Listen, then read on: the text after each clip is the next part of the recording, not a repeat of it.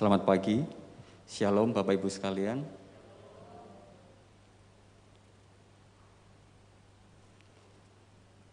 Kita akan mulai ibadah kita pagi hari ini. Namun sebelumnya kita akan bersama-sama untuk mendengarkan panggilan ibadah yang terambil pada Mazmur 145 ayat 2 yang berbunyi demikian. Setiap hari aku hendak memuji Engkau dan hendak memuliakan namamu untuk seterusnya dan selamanya. Jemaat dipersilakan bersaat teduh.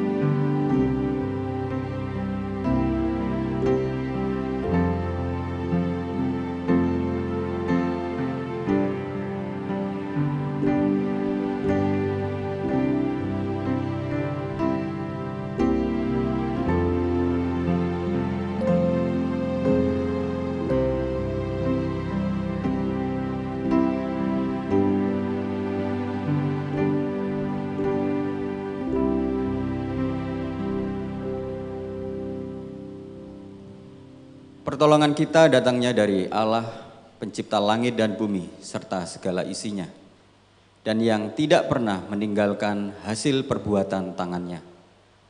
Turunlah kiranya atas kita kasih karunia dari Allah Bapa, Putra, dan Roh Kudus. Amin. Mari bersama-sama kita angkat pujian penghormatan kita bagi Tuhan. Hormat bagi Allah Bapa.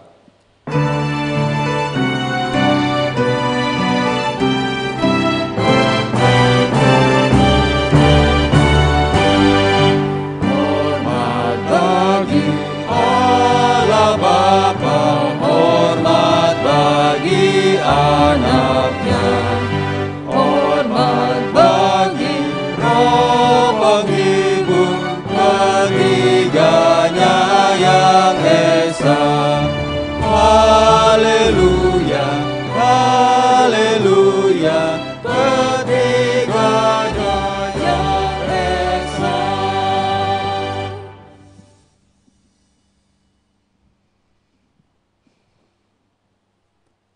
Mari kita tundukkan kepala, kita berdoa. Kami bersyukur Tuhan, pagi hari ini Tuhan karuniakan kepada kami. Terima kasih untuk penyertaan Tuhan selama 1 minggu boleh kami lalui. Kami percaya bahwa semua itu karena kemurahan Tuhan. Oleh karena itu pagi ini ketika kami datang beribadah kepada Tuhan, kami mau bersyukur dengan limpahnya. Kami mau menyatakan terima kasih Tuhan.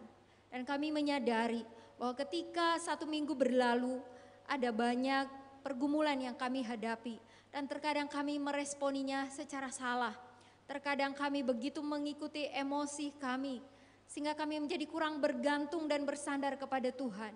Ampunilah kami Tuhan, sehingga mungkin juga kata-kata kami yang kami keluarkan kurang memuliakan Tuhan, tidak menjadi berkat buat orang lain. Ampunilah kami Tuhan. Atau ada dosa-dosa secara pribadi yang kami lakukan yang tidak ada satu orang pun tahu.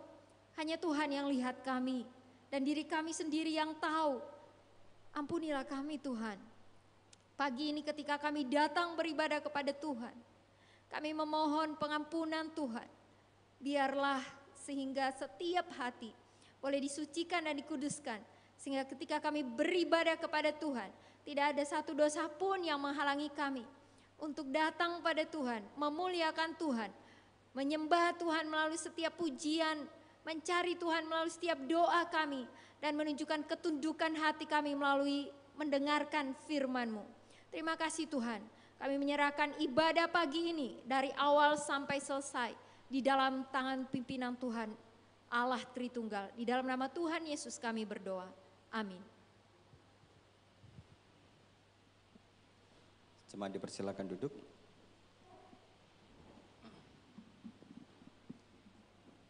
Puji Tuhan, kita bersyukur atas berkat dan penyertaan Tuhan. Hari berganti hari, minggu berganti minggu, tidak terasa tahun berganti tahun. Dan kita juga telah diberikan Tuhan berkat sampai hari ini. Kita dalam penyertaan Tuhan. Amin Bapak Ibu. Amin Bapak Ibu. Itu semua karena kemurahan Tuhan. Dan kita hari ini pun boleh datang ke rumah Tuhan, itu juga karena berkat dan kemurahan Tuhan.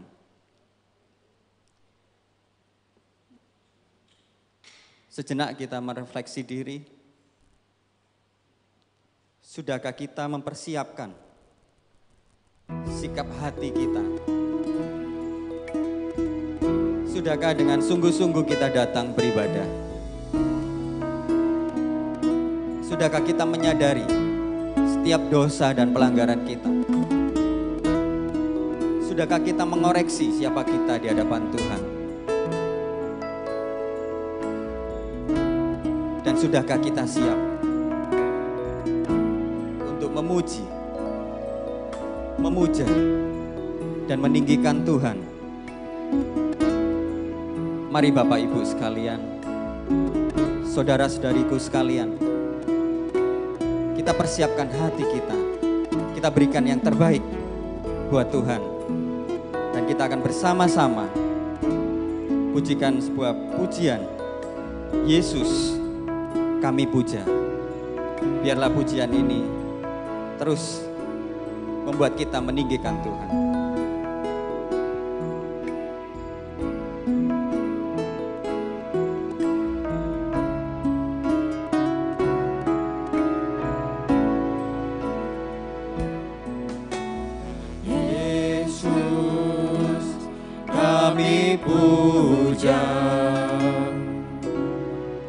Kami sembah sebagai Raja, berdiri di tengah kami, ditinggikan dan dipuji. Sekali lagi angkat suaramu. Yesus kami puja, kami sembah Engkau Tuhan. Kami sembah sebagai Raja, berdiri di tengah kami, ditinggikan dan dipuji. Katakan sembah dan puji, sembah dan puji penuhi tahta-Mu. Sembah dan puji penuhi tahta-Mu. Sembah dan puji penuhi tahta-Mu. Yesus Tuhan adalah Raja. Kita ulangi pujian ini dengan sikap penyembahan. Yesus kami puja, kami sembah Engkau Tuhan. Kami sembah sebagai Raja, berdiri di tengah kami, ditinggikan dan dipuji. Saya undang jemaat untuk berdiri, kita katakan sembah dan puji penuhi tahta-Mu. Lebih sungguh katakan Sembah dan puji penuhi tahta-Mu. Sembah dan puji penuhi tahta-Mu. Yesus Tuhan adalah Raja. Angkat suaramu. Sembah dan puji penuhi tahta-Mu. Sembah dan puji penuhi tahta-Mu. Sembah dan puji penuhi tahta-Mu.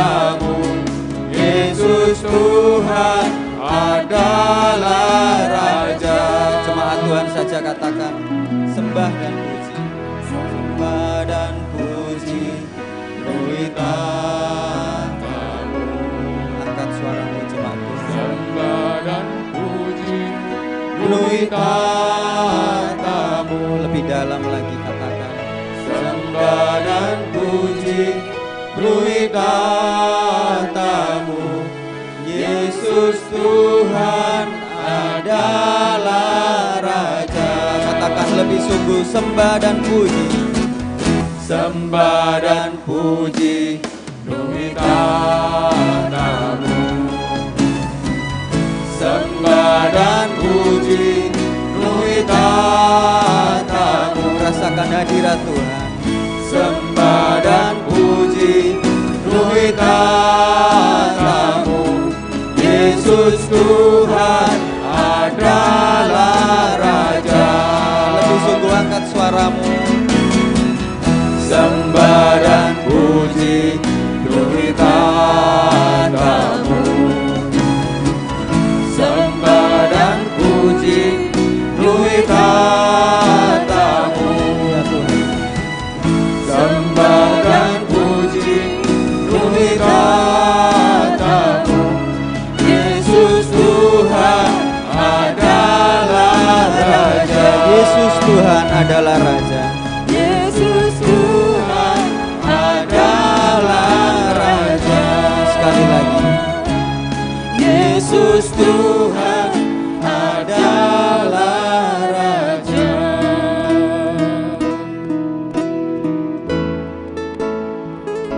Terima kasih Tuhan. Engkau tahu kami anak-anak-Mu yang berdosa. Engkau masih layakkan kami untuk memuji dan meninggikan Engkau. Terima kasih Tuhan. Jemaat dipersilakan duduk. Tiba saatnya kita akan bersama-sama mendengarkan firman Tuhan yang akan disampaikan oleh hambanya, Evangelis Rolian. Dan tema firman Tuhan minggu ini adalah damai sejahtera di tengah ketidakpastian. Kiranya setiap kita boleh mempersiapkan hati dan sikap yang benar-benar rindu untuk mendengarkan firman Tuhan. Dan kiranya firman yang disampaikan tidak berlalu begitu saja, tapi boleh membekas dan kita lakukan hari lepas hari. Untuk mempersiapkan hati kita, mari sama-sama kita pujikan pujian Ujilah Aku Tuhan.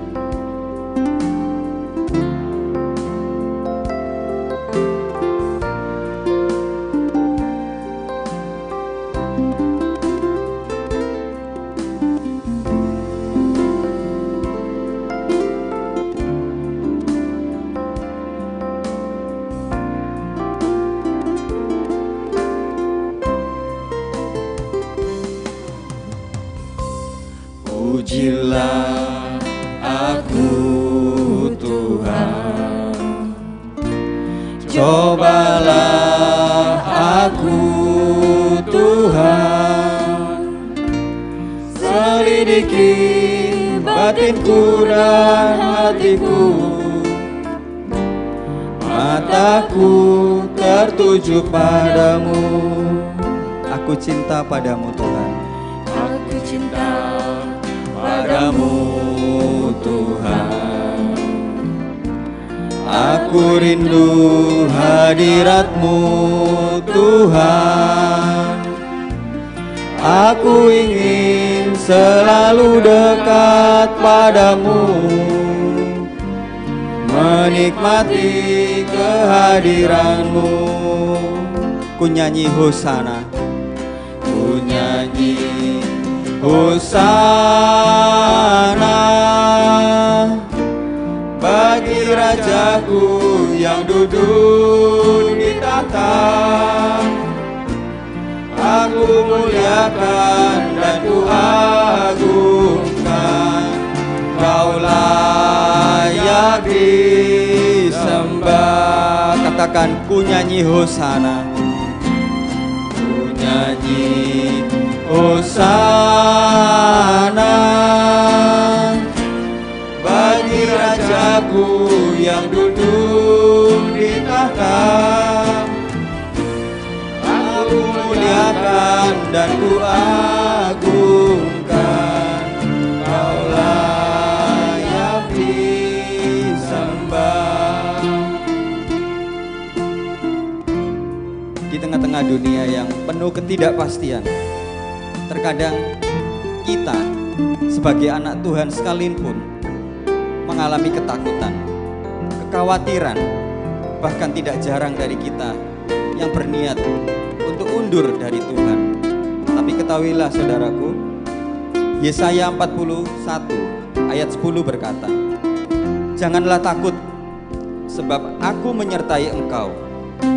Janganlah bimbang, sebab aku ini Allahmu. Aku akan meneguhkan, bahkan akan menolong engkau. Aku akan memegang engkau dengan tangan kananku yang membawa kemenangan." Biarlah ayat ini terus membekas dan kita ketahui, mengikut Tuhan bukan berarti kita terlepas dari pergumulan. Tapi di saat pergumulan datang, di saat pencobaan datang, di saat ujian datang, kita memiliki jaminan, kekuatan, penghiburan, dan damai sejahtera. Yesuslah sang damai sejahtera. Kita pelihara damai sejahtera dalam hidup kita, dan kiranya kita dimampukan Tuhan. Mari saya undang jemaat untuk berdiri. Kita pujikan pujian ini sekali lagi.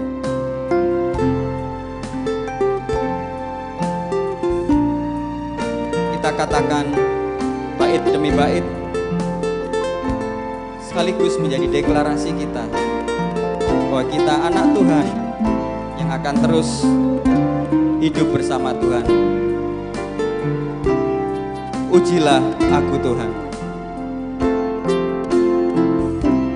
Ujilah aku Tuhan. Cobalah aku Tuhan. Cobalah aku Tuhan. Selidiki batin dan hatiku. Selidiki batinku dan hatiku.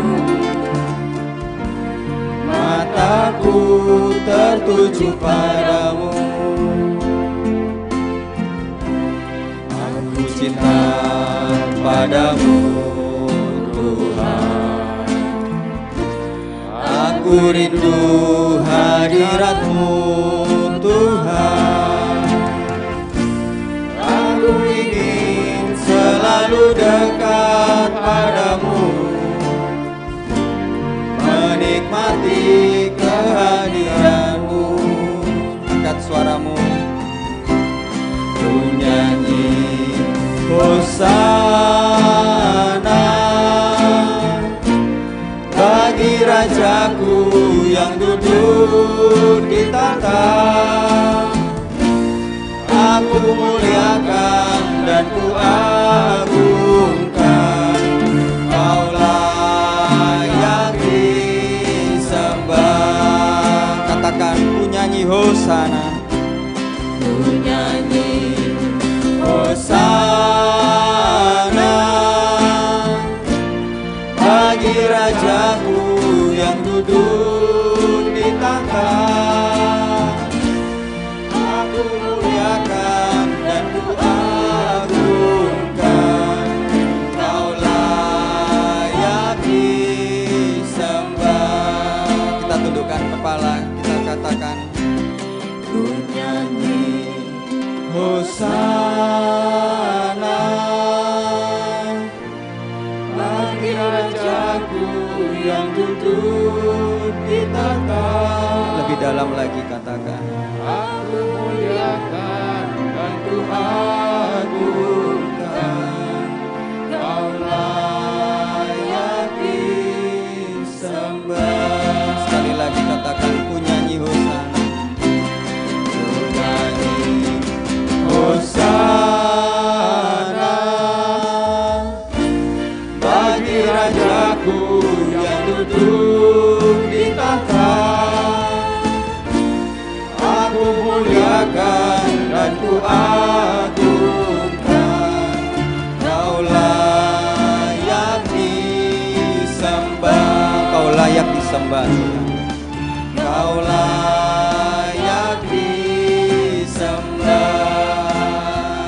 layak disembah. Kau layak disembah.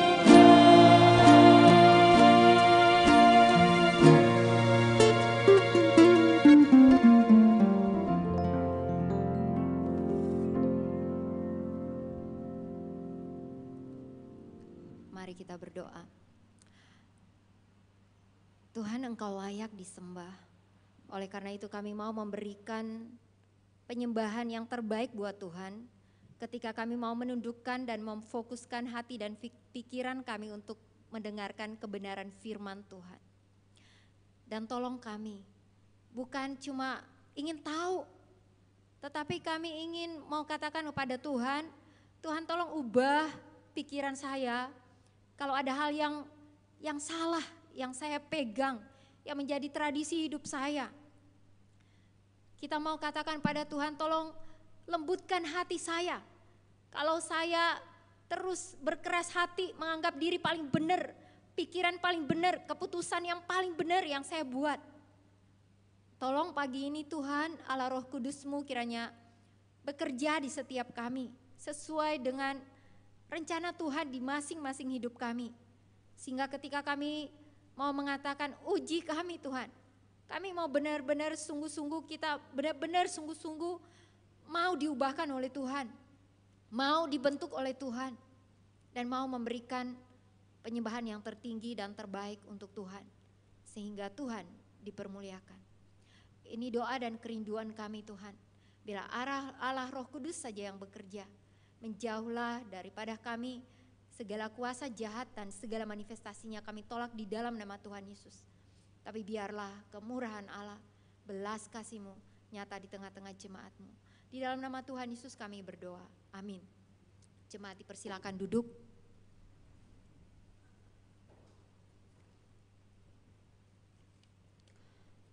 Mari kita membuka Filipi pasal 4 ayat 6 sampai 7.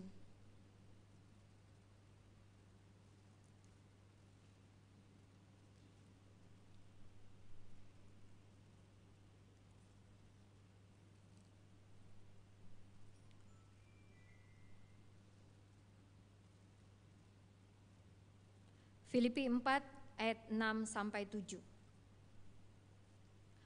Janganlah hendaknya kamu khawatir tentang apapun juga, tetapi nyatakanlah dalam segala hal keinginanmu kepada Allah dalam doa dan permohonan dengan ucapan syukur. Damai sejahtera Allah yang melampaui segala akal akan memelihara hati dan pikiranmu dalam Kristus Yesus. Jemaat yang dikasihi Tuhan, setelah pandemi kurang lebih 2,5 tahun ini, ya saya bersyukur juga bisa ada bersama-sama dengan Bapak Ibu sekalian. Saya tidak begitu tahu secara detail bagaimana pergumulan Bapak Ibu sekalian menjelang masa pandemi 2,5 tahun ini. Tetapi yang saya tahu adalah kita semua bergumul, kita semua punya ketakutan, kecemasan tersendiri. Dan saya secara pribadi juga kena COVID yang Delta itu pada saat sedang mengandung 7 bulan. Ya, dan semua itu bisa dilalui sampai hari ini karena kemurahan Tuhan. Bapak Ibu Saudara yang dikasihi Tuhan, oleh karena itu walaupun saya lihat pada saat pandemi, tema tentang damai sejahtera di tengah ketidakpastian, di tengah situasi yang sulit, beberapa kali saya lihat menjadi tema di dalam ibadah di Rungkut, ya. Tetapi hari ini saya ingin mengangkat tema ini lagi, sekaligus juga merefleksi, mengevaluasi hidup kita. Apakah damai sejahtera itu tinggal tetap di dalam hidup kita sehari-hari, terpancar di dalam respon kita terhadap pergumulan hidup yang kita hadapi. Nah, Bapak Ibu Saudara, kalau kita lihat ini ada namanya halilintar atau roller coaster di Dufan. Nah, hidup kita itu seperti naik roller coaster ini ya. Ada yang sudah pernah naik? Kalau ibu-ibu melihat sangat medeni sekali ya, menakutkan. Jadi waktu itu saya masih muda, sekarang sudah agak sedikit tua, tapi masih berjiwa muda. Ya waktu itu masih muda, masih praktek 1 tahun di Jakarta. Kami pergi ke Dufan untuk mengakhiri masa pelayanan, main-main di sana. Dan pas lihat roller coaster ini begitu menarik sekali dan yang antri cukup banyak antusias. Dan dikatakan oleh penjaganya yang punya penyakit jantung tidak boleh naik ini karena akan mempercepat untuk menyelesaikan hidup ya. Nah kalau kita lihat roller coaster ini itu waktunya cuma 1 menit 45 detik.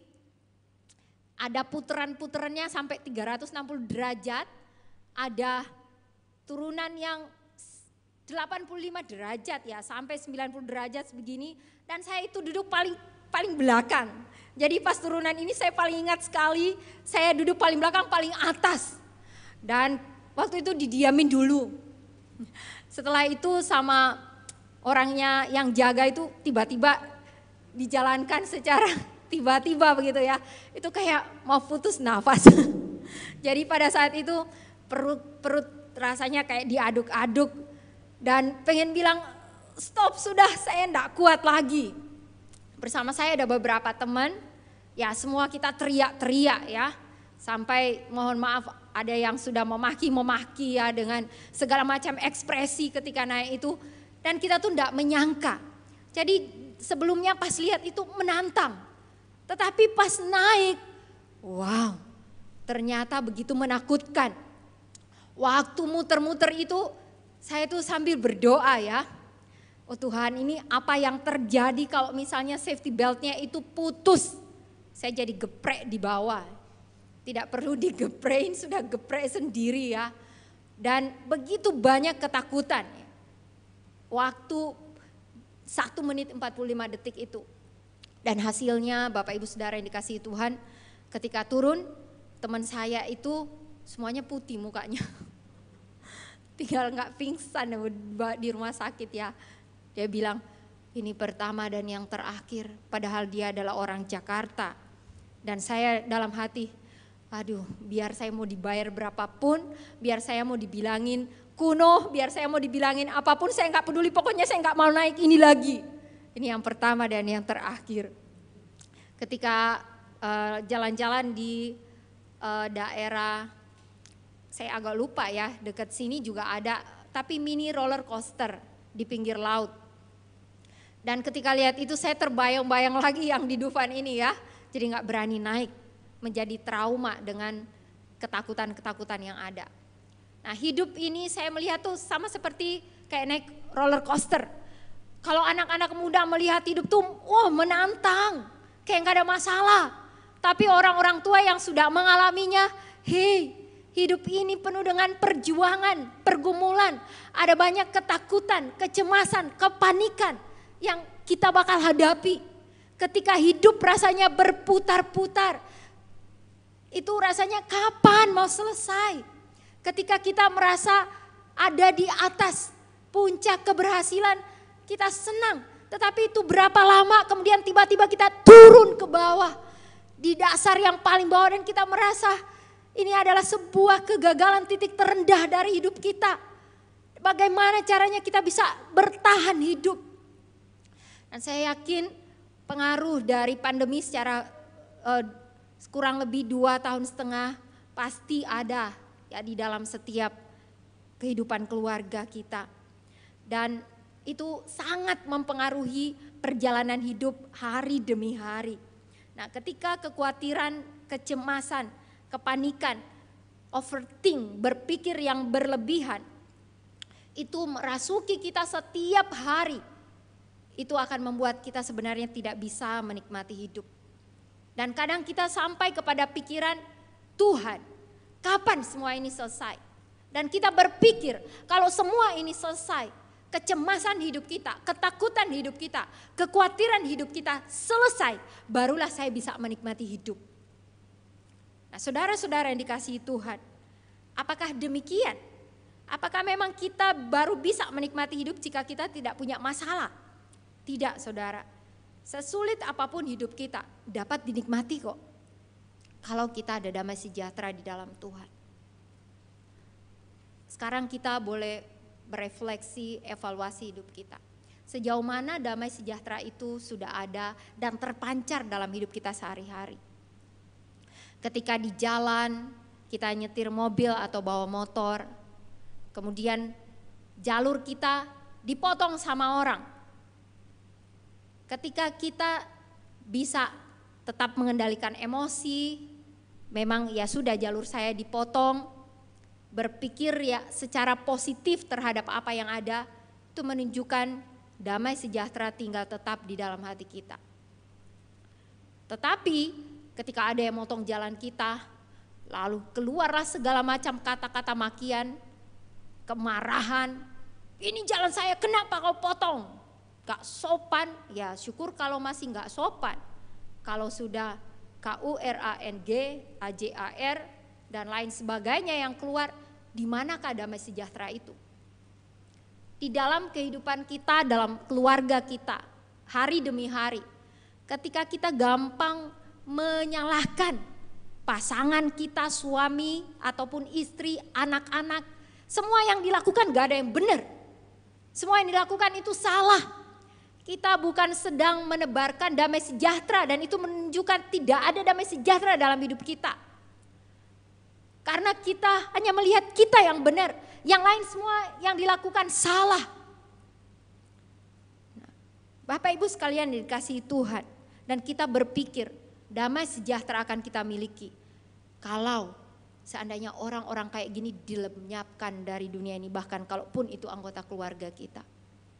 Sebenarnya damai sejahtera itu tidak ada dalam hidup kita.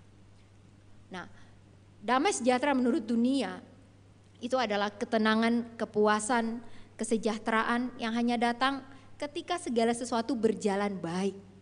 Nah, sebenarnya ketika kita berharap masalah itu tidak ada, kita hanya sebatas punya pandangan atau konsep damai sejahtera menurut dunia. Semua orang juga berpikir kalau tidak ada seseorang pembawa masalah pasti damai hidup ini. Kalau tidak ada masalah ini pasti damai hidup ini. Itu adalah pemikiran secara umum orang di dunia ini. Dan orang Kristen, anak-anak Tuhan seharusnya tidak punya pemikiran yang demikian. Kenapa? Karena pemikiran ini didasarkan hanya kepada hal-hal yang sementara. Bahkan bisa satu kebohongan atau rasa bersalah. Seorang suami merasa bersalah karena melakukan kebohongan kepada istri, kemudian pura-pura baik terhadap istri, mendatangkan sepertinya damai sejahtera dalam keluarga, padahal sedang berbohong. Itu satu kebohongan.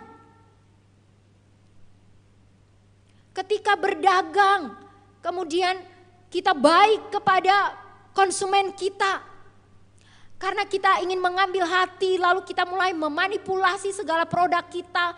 Bagaimanapun kita buat cara untuk memenangkan hati konsumen kita, sehingga sepertinya tercipta damai sejahtera, tetapi semuanya itu kebohongan.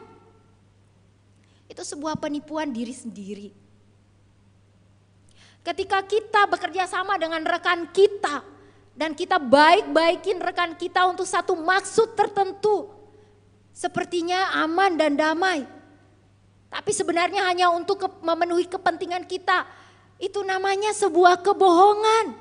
Pada dasarnya tidak ada damai sejahtera di dalam kita. Sehingga kita hanya memanipulasi saja. Dan ini berbeda dengan damai sejahtera di dalam Alkitab. Ketenangan, sama ketenangan. Tapi dasarnya berbeda. Dasarnya adalah kebenaran di dalam Kristus. Nanti kita akan lihat lebih dalam lagi. Nah, ini perbedaannya Bapak Ibu Saudara. Damai sejahtera bagi dunia itu cuma sementara. Kalaupun kita punya masalah lalu ya tidur aja, atau minuman beralkohol, merokok, atau nyanyi-nyanyi karaoke supaya hilang masalah. Oke, hilang, tapi cuma sementara. Ketika kita bangun, kita ingat lagi, ada masalah itu dan kita harus menghadapinya, membuat kita stres lagi. Tidak ada damai sejahtera. Damai sejahtera menurut dunia tergantung kepada situasi. Kalau lagi berhasil, lagi cuannya banyak, sangat damai sejahtera. Tapi kalau ruginya banyak, tidak ada damai sejahtera. Itu adalah respon hidup dari orang-orang yang tidak mengenal Tuhan. Nah, bagaimana dengan kita sebagai anak-anak Tuhan? Mestinya damai sejahtera itu tetap. Tuhan Yesus sebelum mati di atas kayu salib, bangkit dan naik ke surga, yang ditinggalkan adalah damai sejahtera. Karena Tuhan Yesus tahu para murid membutuhkannya. Sudah diberikan, mestinya tetap landasannya kuat, bergantung kepada Tuhan bukan kepada situasi. Nah, hari ini kita mau belajar dari Rasul Paulus. Ya mungkin kita akan mengatakan, ya bedalah, Rasul Paulus masalahnya beda sama saya. Tetapi Bapak Ibu Saudara, masalah yang dihadapi oleh Rasul Paulus ini sangat berat. Kalau kita lihat di Filipi pasal 1 ayat 13 dikatakan bahwa Rasul Paulus ini sudah dipenjara. Dan dia bahkan ketika dipenjara, yang dia lakukan bukan menangisi hidup. Kenapa saya harus memberitakan Injil sehingga saya harus masuk penjara? Tidak, yang dia lakukan bahkan bersuka cita memberitakan Injil. Dan dia tahu, gambaran dari kisah para rasul ini menurut seorang penafsir ini lebih mudah hidupnya Paulus ya daripada realita yang sebenarnya. Bahwa Paulus sebentar lagi pasti akan dihukum. Dan hukumannya pasti adalah hukuman mati. Dan dia menghadapi itu, punya persoalan. Dan kalau kita lihat, begitu banyak persoalan yang dihadapi oleh Paulus. Pernah hampir ya dikatakan telanjang. Memang tidak disebutkan pada saat kapan. Karam kapal, mau tenggelam kapalnya pernah. Dilempari batu, disiksa, diusir. Semua dia pernah alami. Nah Bapak Ibu Saudara yang dikasihi Tuhan, tetapi di dalam keadaan demikian, kita lihat apa kunci atau rahasia dari Rasul Paulus. Dia punya damai sejahtera yang begitu besar, sekalipun dia tahu sebentar lagi akan dihukum, dan hukuman itu adalah hukuman mati. Dan dia tidak sedang berbuat salah, dia sedang berbuat kebenaran. Filipi 4 ayat 6-7 yang kita baca tadi. Janganlah hendaknya kamu khawatir akan apapun juga. Tapi nyatakanlah dalam segala hal keinginanmu kepada Allah dalam doa dan permohonan dengan ucapan syukur. Damai sejahtera Allah yang melampaui segala akal akan memelihara hati dan pikiranmu dalam Kristus Yesus. Yang pertama rahasianya adalah jangan khawatir akan apapun. Nah Bapak Ibu Saudara yang dikasihi Tuhan, ini bukan berarti kita sama sekali tidak peduli dengan masalah hidup. Atau kita sama sekali tidak memperhatikan masalah hidup kita. Kan jangan khawatir, jadi masa bodoh lah. Mau seperti apa permasalahan hidup ini, biarkan saja. Kan Alkitab bilang jangan khawatir. Tetapi arti dari ayat ini adalah kita sebagai orang Kristen tidak perlu dipenuhi, dikuasai oleh ketakutan, ketakutan yang berlebihan atau kegelisahan yang berlebihan akan masalah hidup. Atau dengan kata lain, pikiran kita itu tidak over ketika kita memikirkan sebuah persoalan hidup. Ya, waktu saya konseling anak-anak SMP dan SMA, salah satu masalah yang hampir semua anak miliki dan itu begitu mengganggu mereka, itu adalah overthink. Memikirkan sesuatu secara berlebihan. Jadi ini bukan cuma masalah orang dewasa, anak remaja ternyata juga punya kekhawatiran yang sama. Dan itu kebawa terus, gak bisa tidur malam, gak bisa konsentrasi ketika belajar. Yang dipikirkan itu terus, masalah itu terus. Nah Bapak Ibu Saudara, Paulus mengatakan tidak perlu demikian. Orang Kristen tidak perlu demikian. Kalau ada sesuatu yang dikhawatirkan tidak perlu sampai berlebihan memikirkannya. Mengapa? Karena orang Kristen ini dasar sekali, yaitu doa. Sampaikan kepada Tuhan. Dan ini luar biasa sekali ya. Ada dalam doa dan permohonan. Kata permohonan itu artinya kita boleh menyampaikan secara lebih terperinci. Kalau kita ini sedang bergumul apa? Misalnya anak muda sedang bergumul, saya suka sama dia, tidak apa-apa. Dan bahkan di dalam terjemahan Inggrisnya ini dikatakan Biarlah Tuhan tahu apa yang kamu inginkan, lebih spesifik, tidak apa-apa. Kita mau ngomong, saya ingin ini, saya stres dengan ini, tidak apa-apa. Paulus bilang biar Tuhan tahu apa yang sedang kamu khawatirkan, berdoalah. Doa ini satu fondasi yang paling dasar dari seorang Kristen. Sangat fatal sekali ketika kita tidak berdoa. Nah, saudara-saudara yang dikasihi Tuhan, ini saya memberikan versi Inggrisnya karena kita ingin melihat sesuatu yang sangat baik yang disampaikan oleh Paulus di sini. Di ayat 6 itu menggunakan kata anything. Jadi don't be anxious about anything. Jadi Paulus mau bilang kalau anything itu lebih terperinci. Saya yakin dan percaya bahwa ada banyak masalah hidup, tapi tidak semua masalah hidup itu yang membuat kita ini sangat khawatir. Pasti ada satu atau dua masalah hidup yang benar-benar membuat kita ini sampai berpikir berlebihan. Tidak semua ya. Nah, Paulus menggunakan kata anything yang artinya jangan khawatir akan hal tertentu. Ya, karena memang banyak masalah hidup.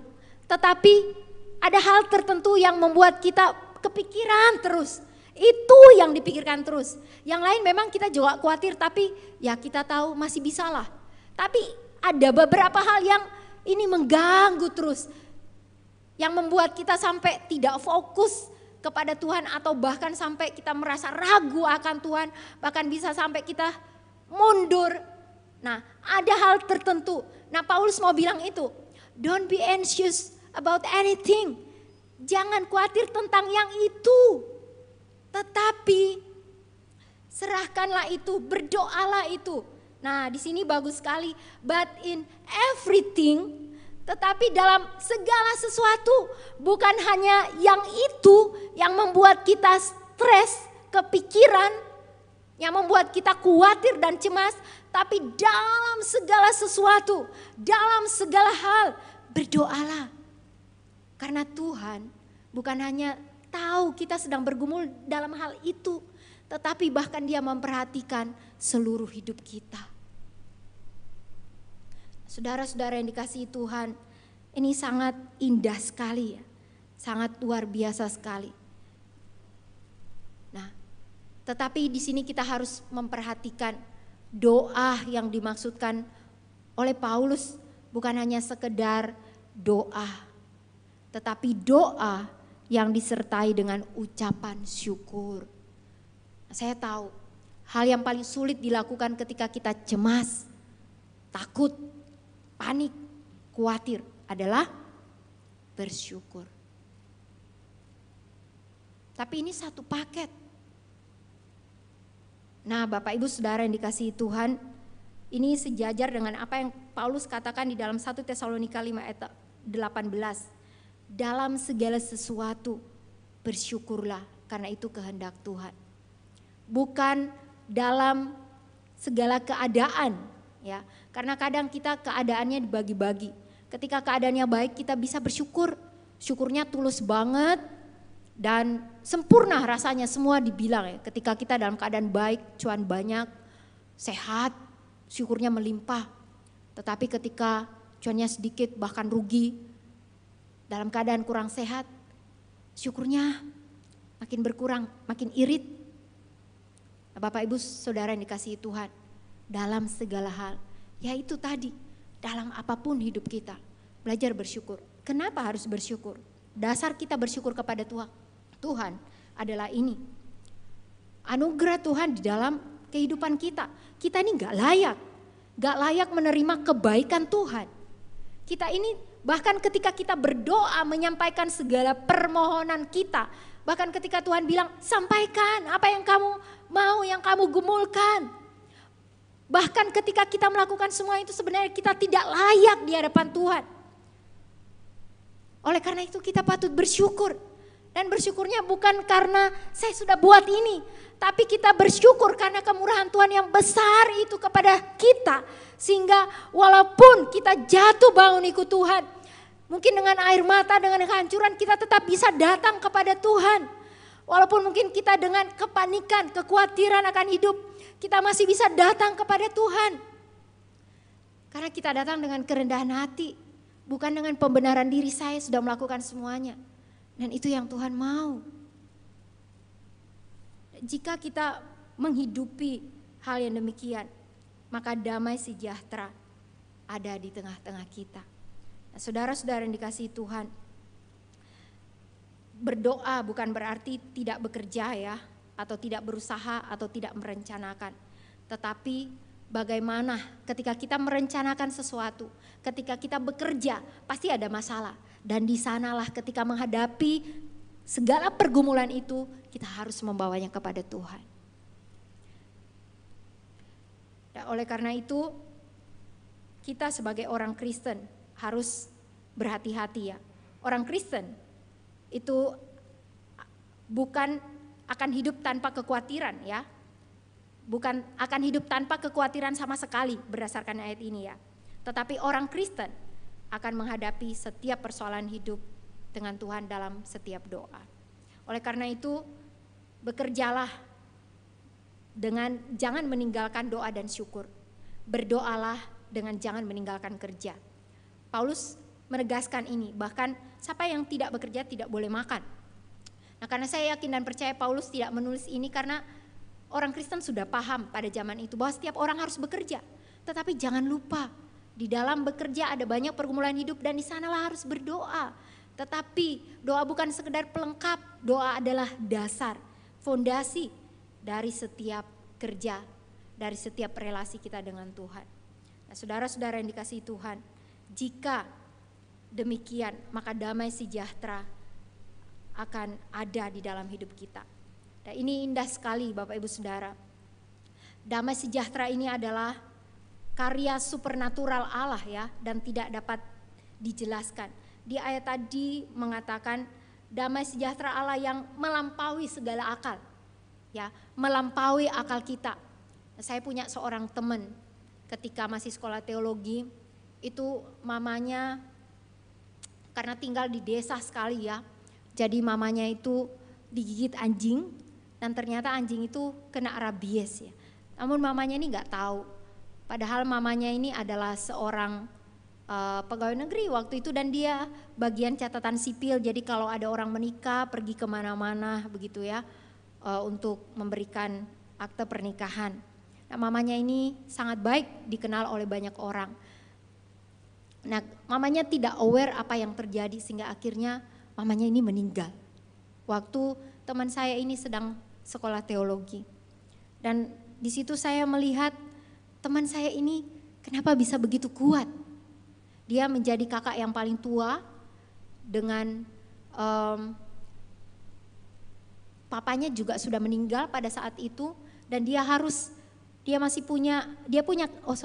punya kakak satu, tapi kakaknya ini hanya hidup buat diri sendiri ya, memikirkan diri sendiri.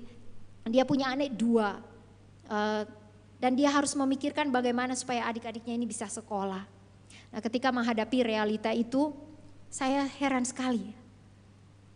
Teman saya ini tenang sekali menghadapinya. Dia menangis. Tetapi dia begitu kuat menghadapinya. Ketika saya tanya, dianya bilang, saya juga gak tahu kenapa saya begitu tenang. Tapi saya serahkan semua kepada Tuhan. Masa depan saya, adik-adik saya tidak tahu apa yang akan terjadi. Ketika diserahkan kepada Tuhan, sesuram apapun masa depan yang dilihat oleh teman saya ini, karya supernatural Allah yang tidak bisa dijelaskan, yang saya nggak paham gimana caranya Tuhan buat dia tenang. Tetapi dia tenang Bapak Ibu Saudara. Dan mungkin itu juga kita alami dalam hidup kita. Terkadang kita juga tidak paham bagaimana cara kerja Tuhan. Kenapa saya bisa begitu tenang? Pernah sekali saya menghadapi hal ini. Dan sampai sekarang ini sangat membekas di dalam hati saya.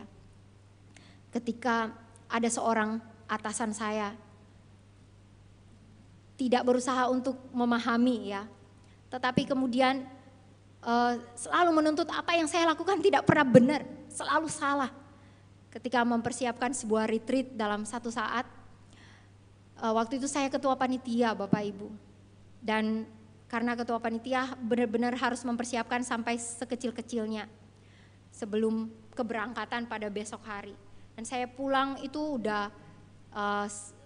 sudah selesai ya, teman-teman sudah pada pulang semua, tinggal saya sama seorang rekan. Kami masih harus mempersiapkan sesuatu. Dan waktu itu saya lagi gulung-gulung kabel ya, karena mungkin sudah sekitar hampir jam 5. Tiba-tiba atasan saya ini marah kepada saya. Dia menegur saya karena ketika berbicara dengan beliau, saya tidak menatap beliau ya. Dan sebenarnya saya sudah under pressure sekali pada saat itu. Karena setiap hari tekanannya begitu banyak, begitu berat. Apa yang saya lakukan tidak pernah benar, semuanya salah. Dan hari itu, belum selesai gulung kabel, saya disuruh duduk ya, sama rekan saya itu. Dan dari awal sampai akhir, kata-katanya yang diberikan itu benar-benar sangat menyakitkan bagi teman saya. Jadi pas selesai teman saya ini bilang, "Miss, ping tak pukul aja." Teman saya ini sampai emosi ya mendengarkan apa yang disampaikan oleh beliau. Tapi saya tidak ada sakit hati satupun di dalam hati saya. Itu saya heran sekali. Padahal kata-katanya itu sangat menyakitkan. Tapi tidak terluka sedikit pun. Saya dengarnya dengan tersenyum dan penuh damai sejahtera. Mungkin karena Tuhan juga tahu, hatinya sudah cukup terluka dan tidak ada bagian lagi yang bisa dilukai ya. Dan karena itu kuasa supernatural Tuhan benar-benar melindungi sehingga ketika terlontar kata-kata yang sangat tidak menyenangkan, saya penuh dengan damai sejahtera.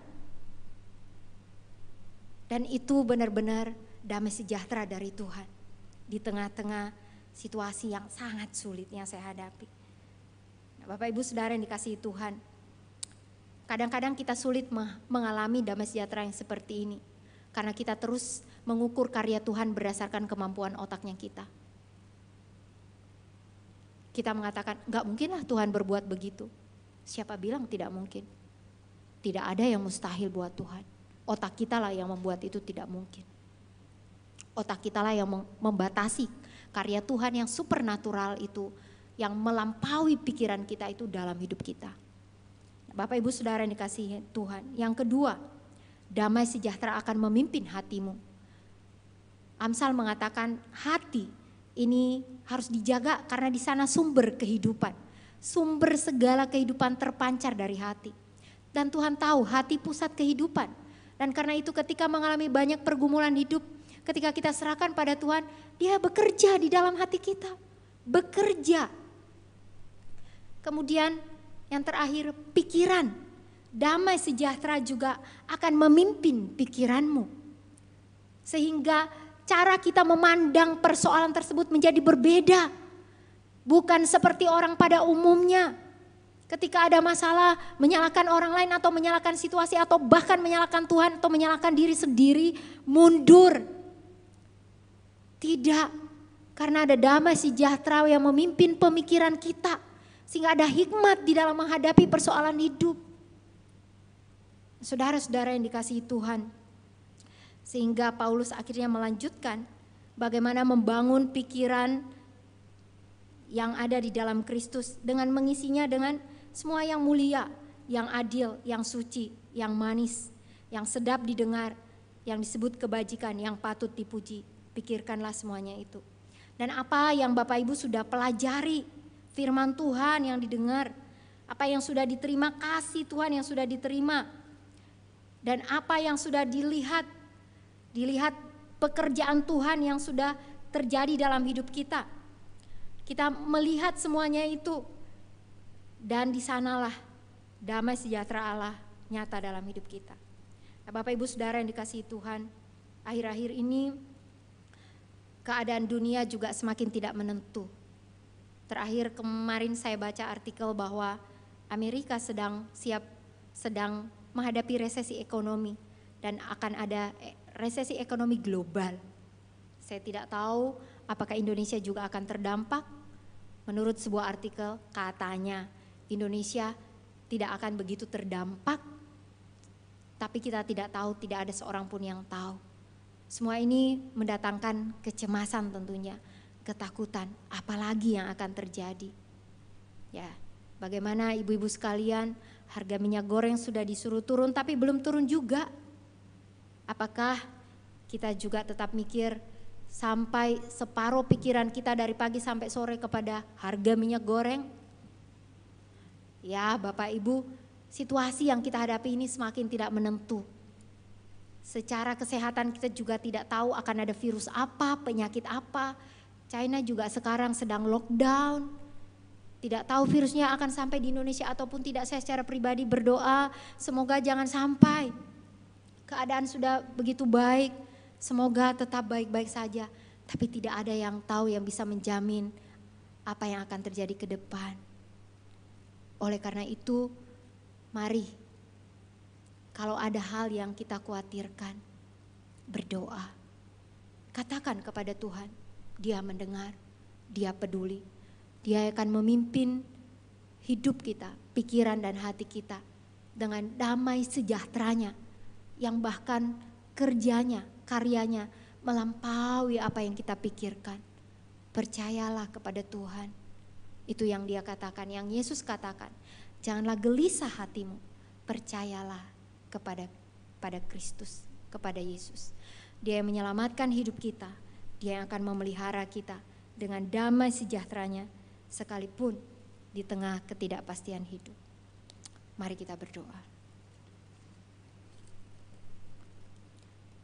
Bapa yang ada di surga,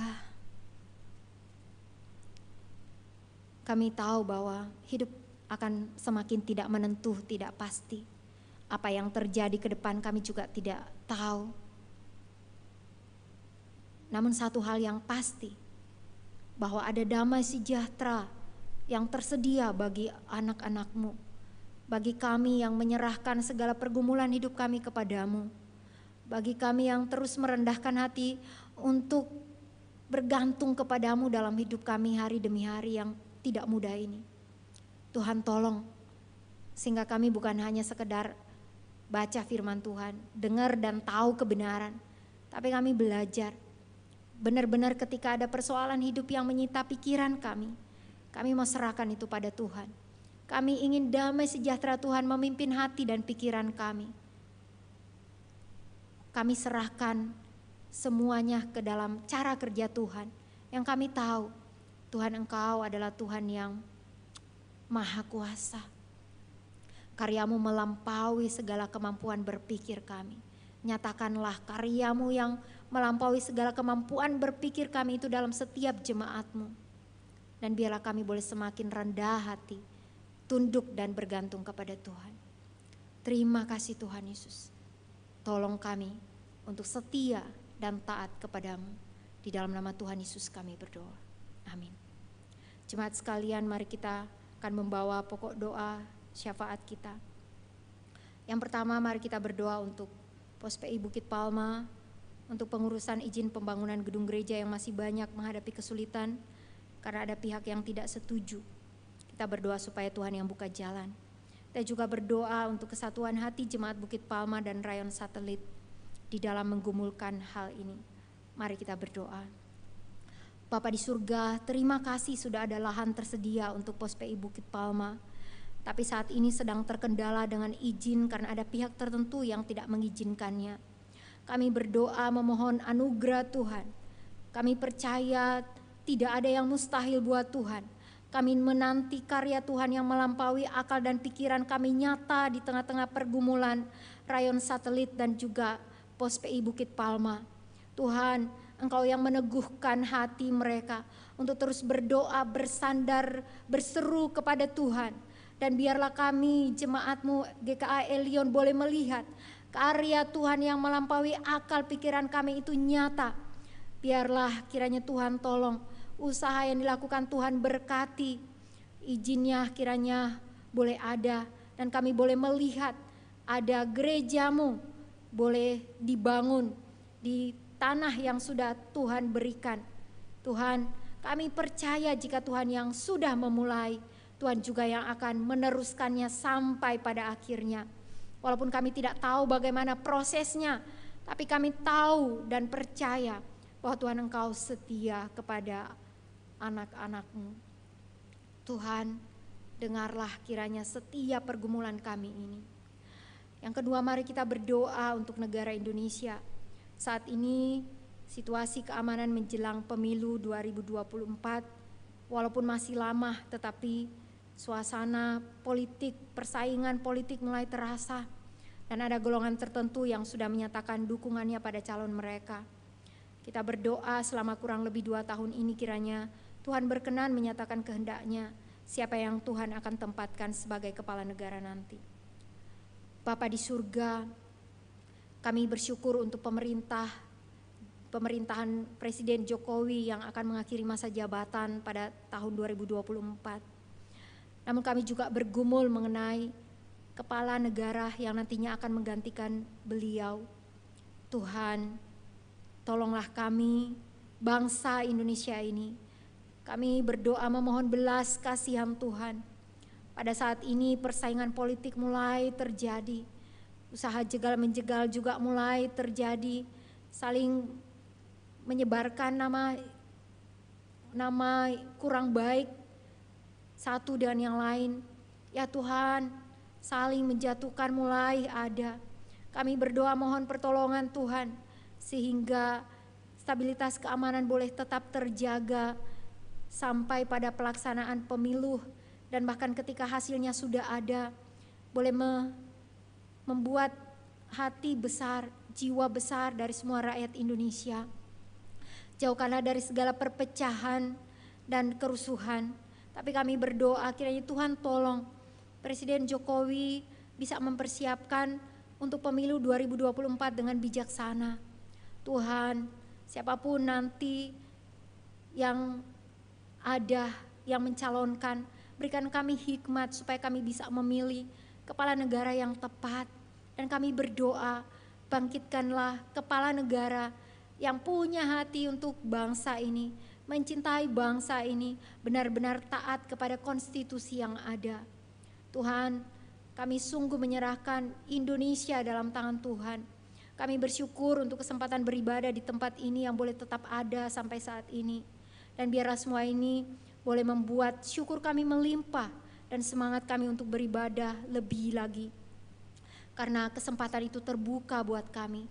Dan bahkan ajar kami, gerejamu, untuk boleh terus membawa terang. Dan terima kasih Tuhan, gereja Elion Rungkut ini Tuhan terus pakai untuk boleh menjadi berkat. Dan terima kasih untuk segala jerih lelah pelayanan mereka, memberkati orang-orang yang berkekurangan, segala kasih yang sudah mereka tunjukkan selama ini. Puji Tuhan, biarlah Tuhan disenangkan melalui semuanya ini. Dan biarlah jemaat di tempat ini boleh semakin semangat, giat terus untuk melayani Tuhan, untuk berbagi, menjadi garam dan terang bagi orang-orang di sekeliling tempat ini. Terima kasih Tuhan Yesus. Ini doa kami. Di dalam nama Tuhan Yesus kami berdoa. Amin.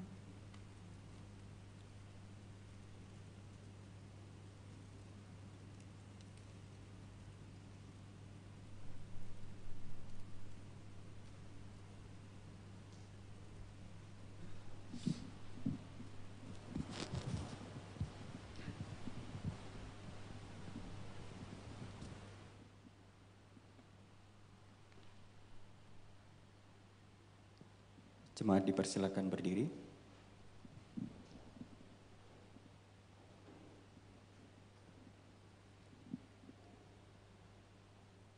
Bersama dengan seluruh umat percaya di seluruh muka bumi, mari bersama-sama kita mengikrarkan pengakuan iman kita sebagaimana yang tercantum pada pengakuan iman rasuli yang berbunyi demikian.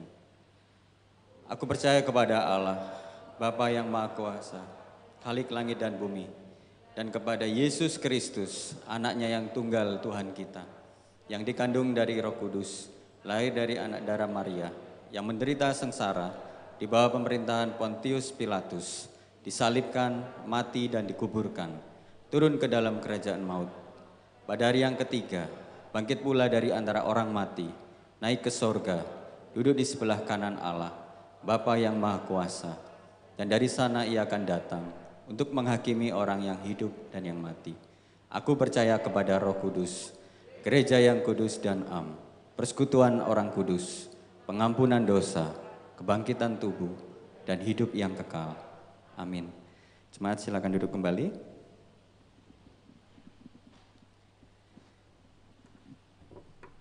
Sebagai bentuk respon terhadap firman Tuhan, bahwa damai sejahtera itu ada dalam hidup kita, dan kita perlu percaya bahwa setiap langkah hidup kita tidak terlepas dari kuasa Tuhan. Amin Bapak Ibu. Jadi setiap langkah hidup kita Tuhan yang pimpin. Sebagaimana pujian yang akan kita pujikan, tiap langkahku Tuhan yang pimpin. Kiranya ini menjadi tekad kita untuk terus hidup bersama Tuhan. Apapun yang terjadi, kita yakin bahwa Tuhan pimpin kita. Kita pujikan tiap langkahku.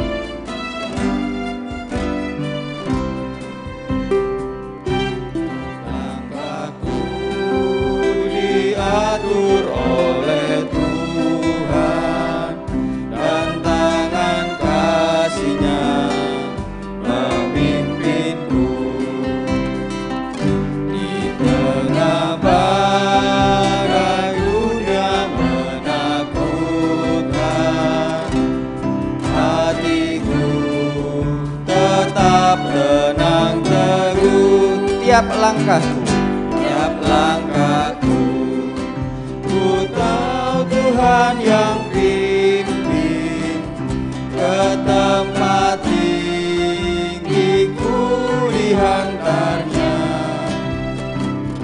hingga sekali nanti aku tiba di rumah Bapa surga yang bait kedua. Waktu imanku mulai goyah dan bila jalanku hampir sesat, ku pandang Tuhanku penerus dosa, ku teguh sebab Dia dekat. Tiap langkahku, ku tahu Tuhan yang pimpin ke tempat tinggi-Ku dihantarnya,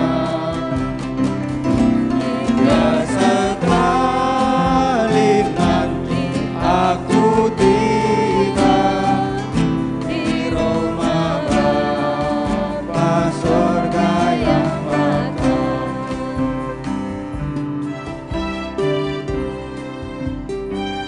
Saya undang jemaat untuk berdiri.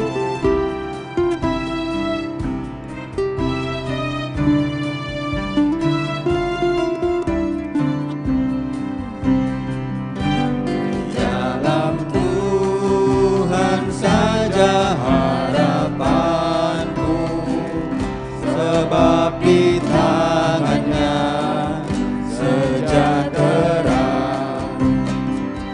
di bukanya Yerusalem yang baru, kota Allah suci mulia.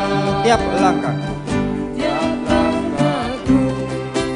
ku tahu Tuhan yang pimpin ke tempat tinggi-Ku dihantarnya, hingga sekali nanti aku tiba di rumah Bapa surga yang bakal. Di rumah Bapa surga yang bakal. Bapa surga yang bakal. Sekali lagi katakan, di rumah Bapa surga yang bakal.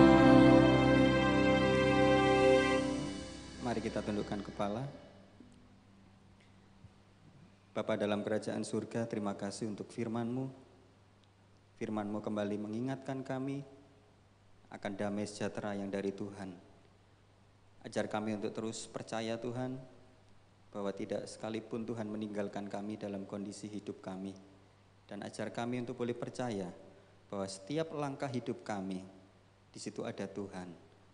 Dan terlebih Tuhan, berikan kami hati untuk terus melibatkan Tuhan dalam hidup kami.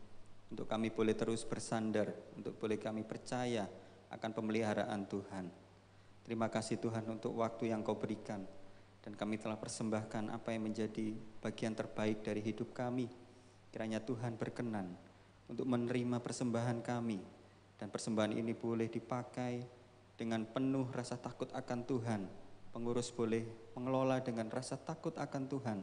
Semuanya dikembalikan untuk kemuliaan dan pekerjaan Tuhan. Terima kasih Tuhan. Di dalam nama Tuhan Yesus kami berdoa dan bersyukur. Amin. Kita akan akhiri ibadah kita. Kiranya segala pujian, kemuliaan, dan hormat kita kembalikan semua kepada Bapa kita di sorga. Doksologi.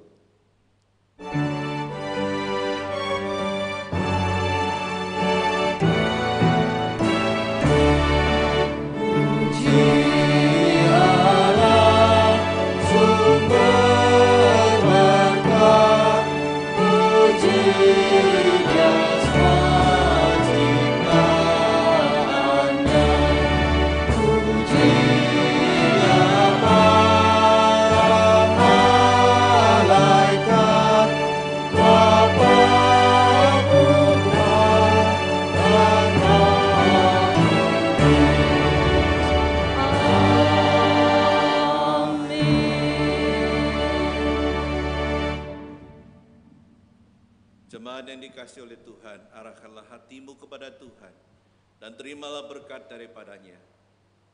Kiranya kasih karunia daripada Allah Bapa, kekuatan dan penopangan dari Tuhan kita Yesus Kristus, anugerah dan penghiburan dari Allah Roh Kudus akan menyertai hidupan kita sekalian untuk sungguh-sungguh hidup dalam damai sejahtera Allah, mulai saat ini sampai selama-lamanya. Amin.